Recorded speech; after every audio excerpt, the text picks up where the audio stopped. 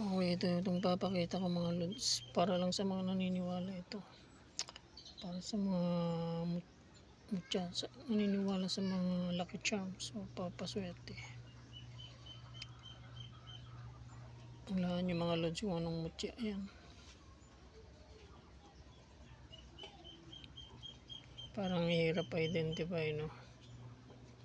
Pero pag tinaog mo yan, makakapulot ka ng clue kung ano yan.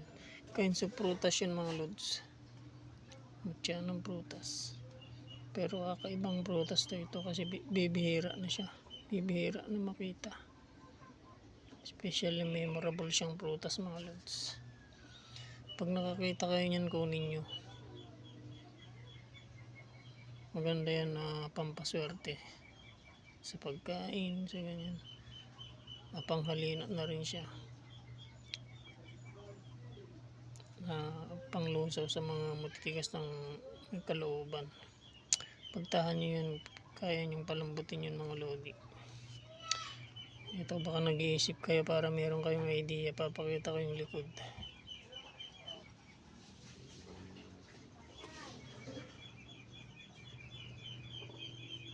Thank you for watching. Until next time, maraming salamat. God bless.